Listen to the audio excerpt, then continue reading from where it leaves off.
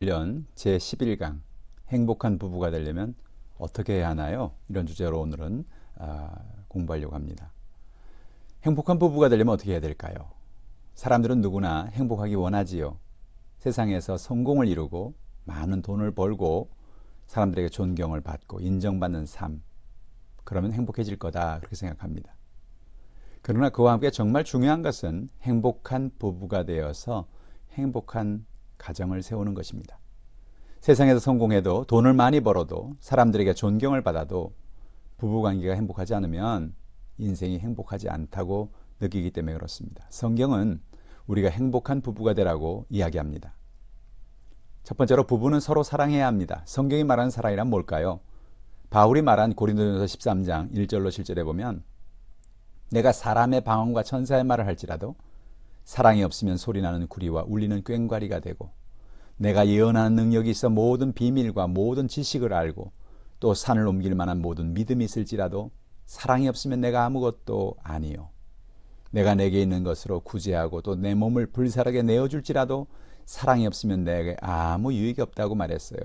방언을 하는 것, 천사의 말을 하는 것 대단한 것입니다. 그러나 사랑이 없으면 아무것도 아니라는 거예요. 예언하는 능력이 있는 것 대단하죠. 그러나 또한 산을 옮길 만한 능력이 있는 것, 믿음이 있는 것 대단한 것입니다. 그런데 사랑이 없다면 아무것도 아니라는 거예요. 내가 구제하고 심지어는 내 몸을 불사르게 내어줄지라도 사랑이 없다면 그건 아무 유익이 없다는 것이죠. 남편과 아내 가운데 사랑, 부모와 자녀 가운데 사랑, 그 사랑이 가정을 행복하게 만들어 줍니다. 사랑은 무엇입니까? 오래 참는 것입니다. 사랑은 온유한 것입니다. 쉽게 분노하지 않는 거예요. 시기하지 아니하고 자랑하지 아니하고 교만하지 않는 것입니다.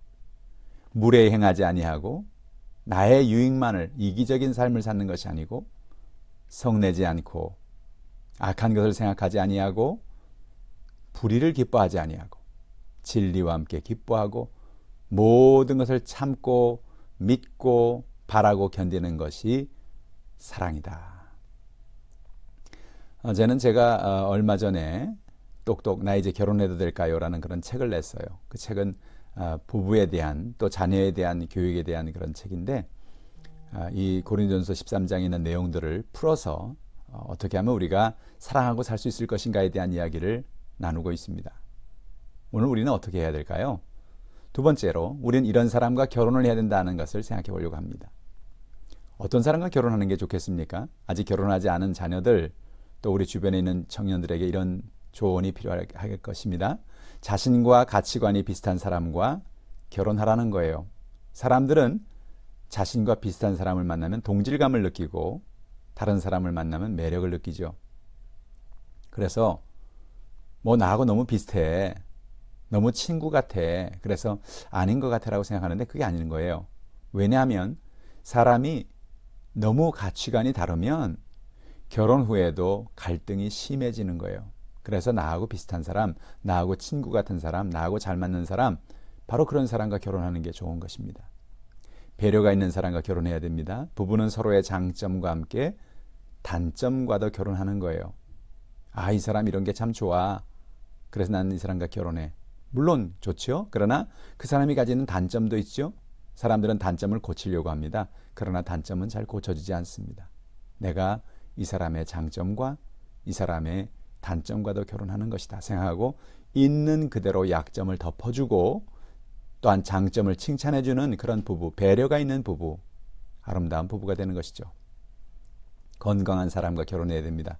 돈은 있다가도 없을 수 있지만 건강은 너무나 중요한 것입니다. 그래서 결혼하기 전에 상대의 정신적인 건강, 육체적인 건강을 점검하고 그리고 결혼하는 것이 중요합니다. 세 번째로 이런 사람과는 결혼을 피하라는 거예요. 어떤 사람입니까? 경제 개념이 없는 사람을 피하는 것입니다. 경제 개념이 없는 사람은 정말 힘듭니다. 결혼 생활에는 많은 경제적인 필요가 있지요. 그런데 경제 개념이 없는 배우자는 정말 큰 고통이 됩니다. 어려서부터 부모님에게 저축에 대한 그런 개념을 배웠는지 또 여러 가지 통장을 만들어서 단기, 중기, 장기로 나누어서 저축을 하고 종잣돈을 만들고 또 주택 청약을 넣고 이런 식으로 경제 개념을 갖고 있는 사람인지, 아니면 돈이 생길 때마다 그냥 쓰고 통장에 돈은 하나도 없고 정말 무시무시한 일이 생깁니다. 경제 개념이 없는 사람은 피해야 됩니다. 두 번째로 자기만 하는 이기적인 사람을 피해야 됩니다. 어떤 사람은 정말 이기적이에요. 결혼을 해도 자기에게만 초점을 맞춥니다. 자기의 친가에만 신경을 쓰고 배우자의 친가에는 관심이 없죠. 얼마 전에 제가 글을 하나 읽었는데 그 글을 읽어보니 이런 게 있었어요. 결혼 전에는 친정 부모님에게 용돈도 드리고 신경을 쓰는 것이 전혀 문제가 되지 않았다는 거예요. 근데 이 아내가 결혼을 하고 보니까 친정에 돈을 쓰는 것이 남편에게 신경이 쓰이기 시작했다는 거예요. 왜냐하면 남편이 인색하기 때문에 아내에게 친정 부모님에게 용돈을 드리고 선물 드리는 것에 대해서 기뻐하지 않는 거죠.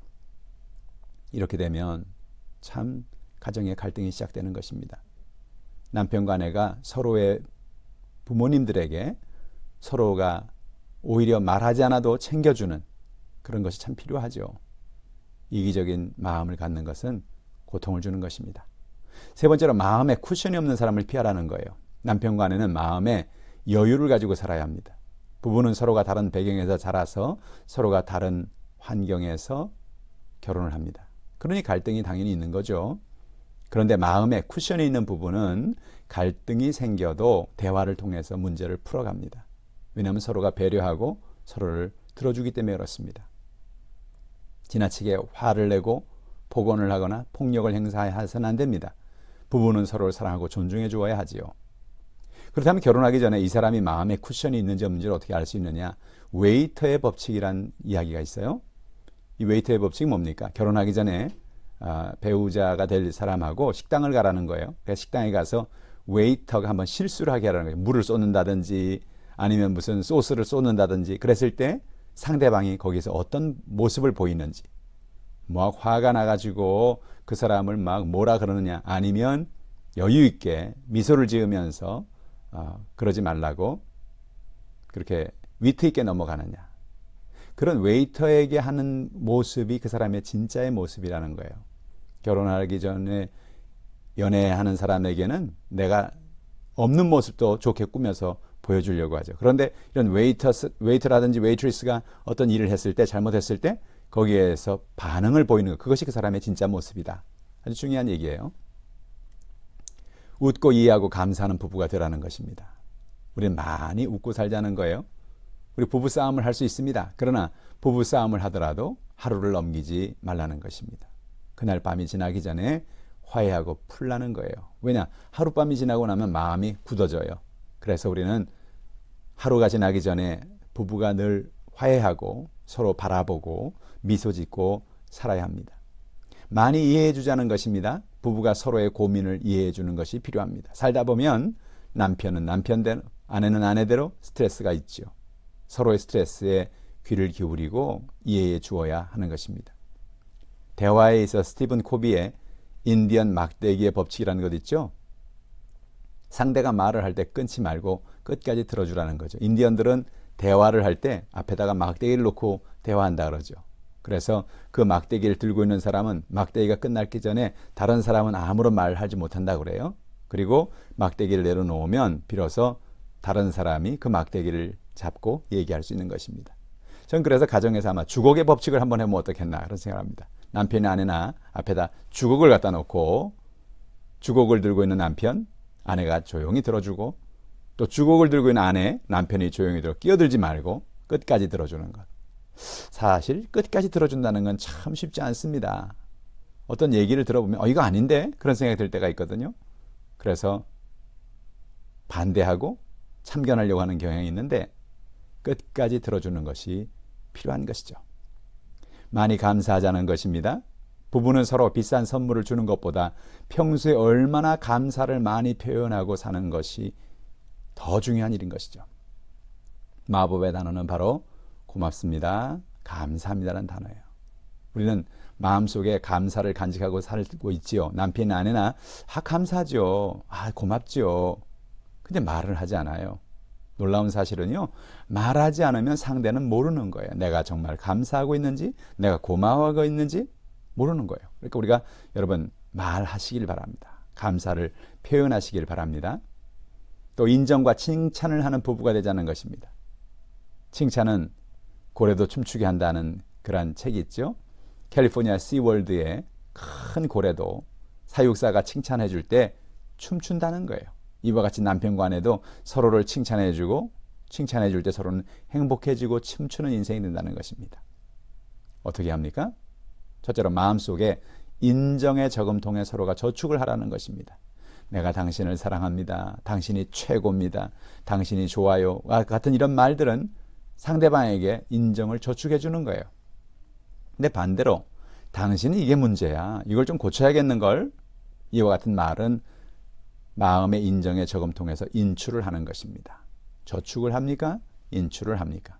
충분한 인정의 잔고를 가지고 있습니까?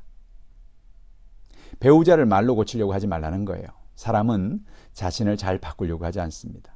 배우자가 상대를 바꾸려고 자꾸 말을 하다 보면 그거는 이제 말이 아니라 잔소리가 되는 것입니다. 그리고 상대도 바뀌지 않고 관계는 악화가 되는 것이죠. 어떻게 해야 할까요? 말로 바꾸려고 하지 말고 자신 스스로 느낄 수 있도록 해 주어야 하는 것입니다. 우린 서로가 인정과 칭찬을 통해서 부탁을 하고 또 인정과 칭찬을 통해서 서로에게 감동을 주는 그런 부부가 되어야 할 것입니다.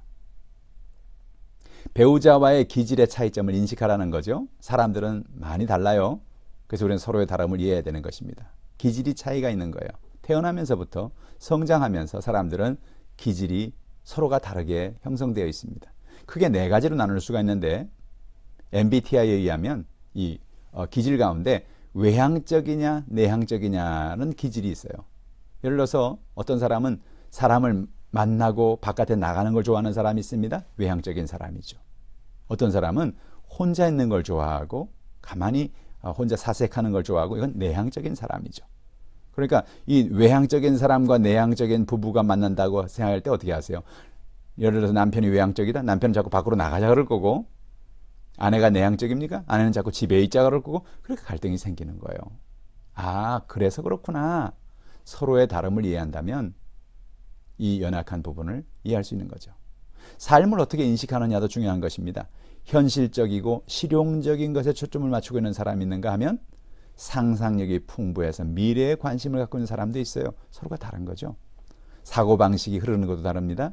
감정적인 중심의 사고를 하느냐 아니면 똑같은 일을 보고도 이성적이고 논리적인 중심을 바라보고 사고하느냐 거기 따라도 다른 거죠. 생활 양식에 따라서도 다릅니다.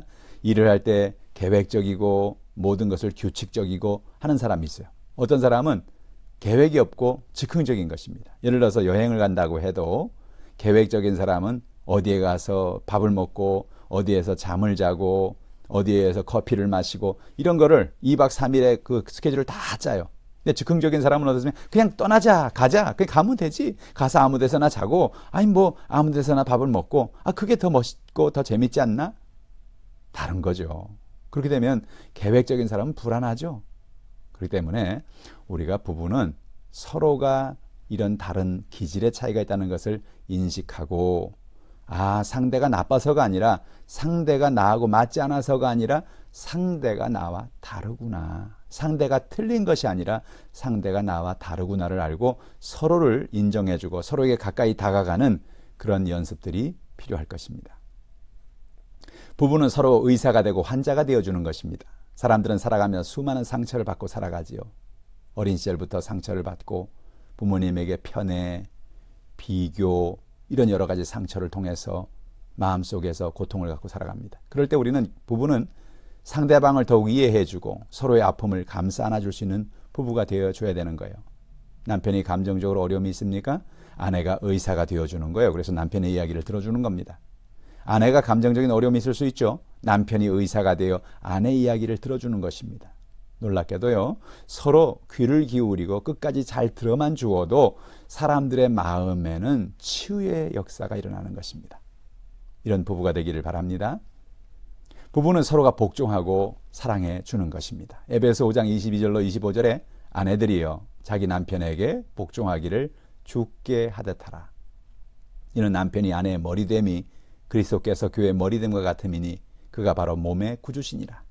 그러므로 교회가 그리스도의 아내들도 남편에게, 자기 남편에게 복종하지라 그랬어요. 범사의 남편에게 복종하라. 남편들아, 아내 사랑하기를 그리스도께서 교회를 사랑하시고 그 교회를 위하여 자신을 주신 같이 하라고 이야기했습니다. 오늘 성경은 뭐라 말합니까? 아내들이여 자기 남편에게 복종하기를 주께 하듯 하라. 참 놀라운 일이에요. 아니, 어떻게 주님에게 하듯 그렇게 하겠습니까? 그 정도로 남편을 인정해주고 남편을 존중해주라는 것입니다. 그럴 때 그 남편은 바깥에 나가서 정말 최선을 다하고 가정을 잘 서포트할 수 있는 그런 남편이 됩니다. 그렇다고 해서 남편은 그냥 나는 이렇게 아내가 복종하고 나를 존중해주니 난 이렇게 폭군같이 살겠다. 아니요. 천만의 말씀이죠. 남편들은 어떻습니까? 아내 사랑하기를 그리스도께서 교회를 사랑하시고 교회를 위하여 자신을 주심같이 하라. 자신을 주신다는 게 뭐예요? 예수님께서 십자가에 못 박힘을 당해서 죽으셨잖아요. 바로 남편은 아내를 위해서 목숨을 바칠 정도로 그런 희생을, 그런 사랑을 아내에게 베풀어 주라는 것입니다. 사실 남편과 아내 이야기는 그래서 누가 더 많은 것을 받고 누가 더 적은 것을 받고 그런 얘기가 아니에요. 서로가 서로에게 사랑하고 복종하고 서로가 피차의 은혜를 나누라는 이야기죠. 여러분, 부부는 서로가 복종해주고 서로가 사랑해주고 서로가 존중해주고 그럴 때 아름다운 가정, 아름다운 부부가 되어지는 것입니다. 우린 행복한 부부가 됩시다. 행복은 먼 곳에 있지 않습니다. 부부가 서로를 향해서 경청해주고 배려해주고 인정해주고 감사의 마음을 자주 표현할 때 부부는 행복해집니다. 불행한 부부는 서로 이야기에 귀를 기울이지 않습니다. 이기적입니다. 서로를 비난하고 서로를 인정하지 않고 감사를 표현하지 않는 것이 그런 불행한 부부의 모습이죠. 우리는 행복한 부부가 되고 행복한 가정을 이루어 가시기를 바랍니다. 참고로 제가 앞에도 얘기했습니다만 행복한 부부에 대해서 좀 더 알아보기 원하시는 분들은 이 책을 참고해 보시기 바랍니다. 똑똑, 나 이제 결혼해도 될까요? 제가 카카오 브런치에 올린 글인데 이 책을 엮어서 책으로 만들었어요. 한 독자 한 90만 명이 읽었습니다. 이 책을 낼 때까지만 해도 56만 명이었는데 지금은 한 90만 명이 읽은 글이에요. 한번 여러분 읽어보시고 여러분 자신에게 도움을 받으시고 여러분 자녀들에게도 도움을 주시고 주변에 있는 청년들에게도 도움을 줄 수 있기를 바랍니다. 감사합니다.